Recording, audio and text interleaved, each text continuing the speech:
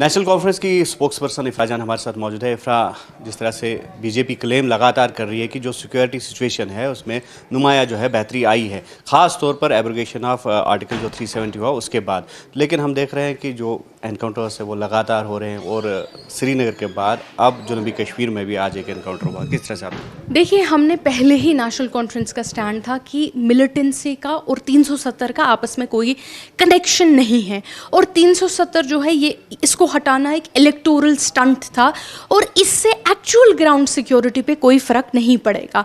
लेकिन आपने देखा कि बीजेपी ने पूरे मुल्क में एक नैरेटिव सेल किया और कहीं ना कहीं वो, मैं कहूँगी कि कामयाब भी हो गए नैरेटिव बेचने में कि यहाँ पे जो है मिलिटेंसी ख़त्म हो जाएगी अगर 370 जो है वो चला जाएगा, टेररिज्म का नामो निशान मिट जाएगा। आज हम देख रहे हैं 5 साल का 6 साल होने को आए तब से, और 6 साल के बाद भी सिलसिला वैसा ही चल रहा है।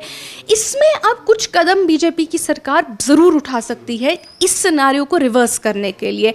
पहली चीज़ है, हमने जब पहलगाम का अटैक हुआ उसमें से एक इम्पॉर्टेंट लेसन बाहर निकला, और लेसन बाहर ये निकला कि जम्मू और कश्मीर की आवाम जो है वो इस वक्त टेररिज्म के खिलाफ लड़ने को तैयार है। आपने देखा कि हज़ारों लाखों की तादाद में लोग सड़कों पे आए। वैसा हड़ताल हमने अब कितने वक्त से वैसा हड़ताल नहीं देखा है जैसी हड़ताल उन लोगों के लिए हुई जो भाई बहनों ने हमारी उस अटैक में जान गंवाई।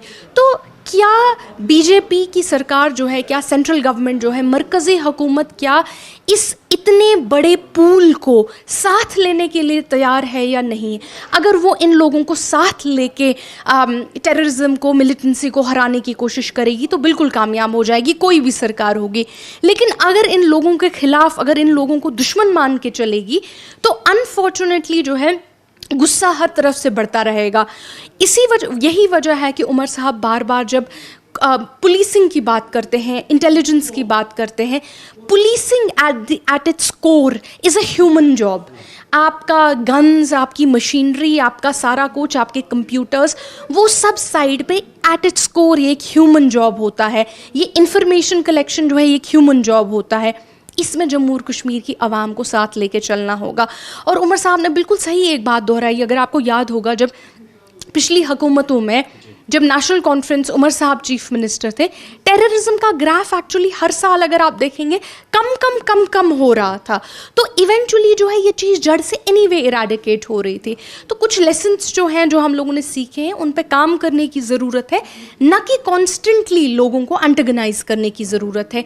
वही एक लॉन्ग टर्म सोल्यूशन इस चीज़ का है। पीडीपी प्रेसिडेंट महबूबा मुफ्ती जी का कुछ इसी तरह का कहना है कि लाहासिल है सब कुछ जो दफ़ा 370 का खात्मा हुआ, और साथ ही साथ उन्होंने जो है ऑपरेशन सिंदूर पर भी सवालात उठाए हैं और यहाँ तक कि मुल्क की जीडीपी पर भी सवालात जो है वो खड़े हो रहे हैं, और ये कहा जा रहा है कि चाइना बहुत आगे जा रही है और इंडिया जो है वो पीछे है। तो किस तरह से आप इस पर? देखिए, जहाँ तक महबूबा जी की बात आती है, मैं महबूबा जी के कुछ चंद इंटरव्यू आप ही को दिए हुए सुन रही थी। उन्होंने एक हिस्टोरिकल बात भी की। उन्होंने कहा इन्होंने इल्हाक किया।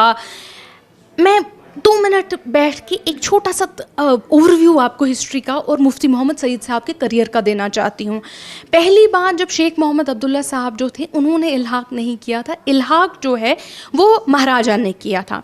यही वजह थी कि 1953 में इमीडिएटली उनको अरेस्ट किया गया और इनफैक्ट एक बहुत लंबा इनकार्सरेशन उनका पीरियड रहा। 1953 में जब उनको अरेस्ट किया गया, उसके बाद इन्होंने पपेट गवर्नमेंट्स जो है इंस्टॉल की। इसलिए बार बार हम कहते हैं जो बी टीम सी टीम हम आज देख रहे हैं, बहुत पुराना गेम चल रहा है ये बी टीम सी टीम का। पहले बख्शी साहब को लाया, उसके बाद एक इम्पॉर्टेंट फिगर आया जिसका नाम था गुलाम Mohammad Sadiq sahab. He was also puppet figure. Ghulam Mohammad Sadiq sahab वो प्राइम मिनिस्टर थे जिन्होंने प्राइम मिनिस्टर को चीफ मिनिस्टर की पोजीशन में कन्वर्ट कर दिया। मरहूम मुफ्ती मोहम्मद साहब, इन्हीं की कैबिनेट में इन्होंने पहला इलेक्शन लड़ा और इसी कैबिनेट में वो एक मिनिस्टर रहे, मरहूम मोहम्मद मुफ्ती साहब।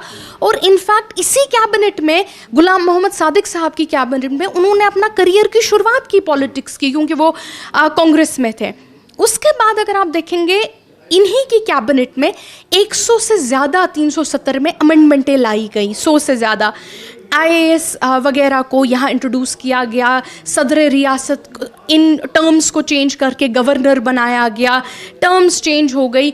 जो एक परमिट सिस्टम हुआ करता था उस परमिट सिस्टम को ख़त्म किया गया। ये मुफ्ती मोहम्मद सईद साहब और गुलाम मोहम्मद सादिक की कैबिनेट ने किया था ये सारा कुछ। इनके इलेक्शन में, क्योंकि ये बार बार रिगिंग की बात करते हैं ना, ऐसा इलेक्शन हुआ था इनके, क्योंकि नेशनल कॉन्फ्रेंस को तो जेल में बंद कर दिया गया था।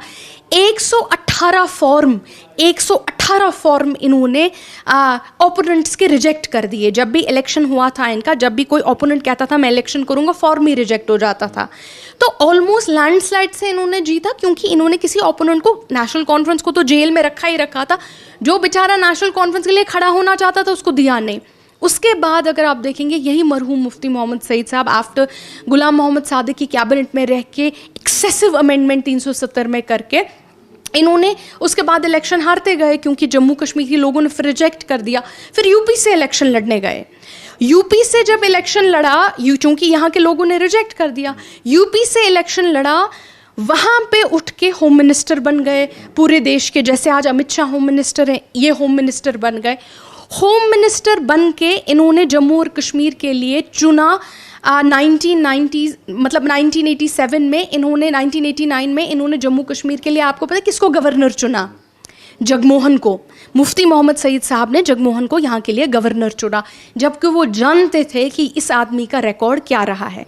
उसके बाद आर्म फोर्सेस स्पेशल पास एक्ट यहाँ लगाना, बाकी चीज़ें करना। और 1987 की, जब बार बार ये रिगिंग की बात करते हैं, मैं याद दिला दूं, 1987 में मरकज़ जो थी वो कांग्रेस की थी, और ये यहाँ पे कांग्रेस के अध्यक्ष थे, कांग्रेस के हेड थे। और रिगिंग की सबसे ज़्यादा जो सवाल उठे वो इन्हीं की कॉन्स्टिट्यूंसी से उठे।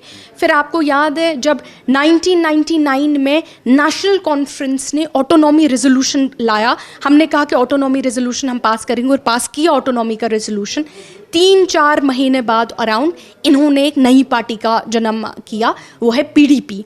पीडीपी के आने से क्या हुआ कि उसके बाद 1996 के बाद अभी तक कभी किसी सरकार को जम्मू कश्मीर में फुल मेजॉरिटी नहीं आई है, क्योंकि जो ऑटोनॉमी का रेजोल्यूशन उस वक्त पास हुआ, वैसे रेजोल्यूशन पास ना हो, दिल्ली इंश्योर्ड कि ऐसा कभी कुछ ना हो, और वोट जो है अभी तक बढ़ता गया।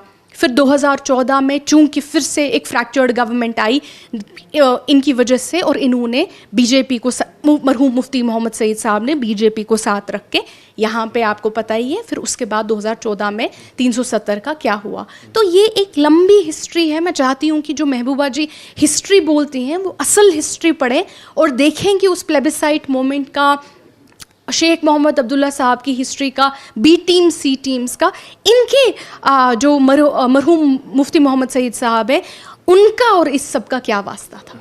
तो इफ़रा जी, बिजनेस रूल्स एक चैलेंज बना हुआ है, स्टेटहुड एक मसला बना हुआ है, तो ऐसे में क्या समझते हैं आपकी नेशनल कॉन्फ्रेंस की साख्त दिन ब दिन क्या हो रही है?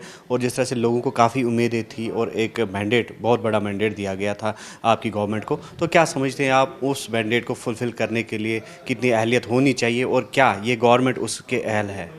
देखिए, इन्होंने बार बार, सेंट्रल गवर्नमेंट ने प्रॉमिस किया है कि ये स्टेटहुड को देंगे, स्टेटहुड को बहाल करेंगे। स्टेटहुड इनको हमें नहीं देना है, नेशनल कॉन्फ्रेंस को नहीं देना है। स्टेटहुड इनको जम्मू और कश्मीर के 1,35,00,000 लोगों को देना है। ये स्टेटहुड देते हैं, वेल एंड गुड। नहीं देते हैं, इसके लिए डेफिनेटली एक एजिटेशन या इसके लिए एक पहल तो नेशनल कॉन्फ्रेंस फिर करेगी। अभी तक हमारी पहल जो है डिप्लोमेसी की रही है, अभी तक हमारी पहल जो है शराफत की रही है, क्योंकि पहला स्टेप आपका शराफत का ही होता है। फिर आगे जो एक पहल रहेगी, जहाँ तक लोगों के काम नहीं हो रहे हैं, आप बिल्कुल सही कह रहे हैं, काफ़ी लोग जो हैं इस बात से परेशान हैं। बिज़नेस रूल्स जो हम लोगों ने ऑनरेबल लेफ्टिनेंट गवर्नर को कब के भेजे हुए हैं, अभी तक वो उन्होंने वापस नहीं किए हैं। ऑनरेबल एलजी साहब को आप बिज़नेस रूल्स छोड़िए, एडवोकेट जनरल जम्मू कश्मीर के लिए चुनना है। एडवोकेट जनरल का नाम हम लोगों ने पिछले अक्टूबर में दिया है, और उन्हीं एडवोकेट जनरल का नाम दिया है जो उन्हीं के थे, जो ऑलरेडी एलजी साहब ने रखे थे, उसका भी नाम क्लियर नहीं हो रहा। तो कहीं ना कहीं जो आईएएस ऑफिसर्स आपके आते हैं, चूँकि वो उनकी ट्रांसफ़र जो है वो यूनियन करती है, कहीं ना कहीं बहुत सी इसमें बाधाएं जो है आ रही हैं, और बहुत सी बाधाएं इसमें अननेसेसरी लाई जा रही हैं और क्रिएट की जा रही हैं। इसके लिए ऑफ कोर्स ज़रूरी है कि जो यूनियन का प्रॉमिस है स्टेटहुड रेस्टोरेशन का, वो हो। इससे नेशनल कॉन्फ्रेंस का क्या होगा आप छोड़ दीजिए, जम्मू और कश्मीर की आवाम को सहूलियत ज़रूर मिलेगी। तो ये थी नेशनल कॉन्फ्रेंस की स्पोक्स पर्सन इफरात जान, जिन्होंने मौजूदा सूरत हाल पर तबसरा किया। वहीब खान के साथ न्यूज़ 18 के लिए श्रीनगर से मुदस्सर कादरी।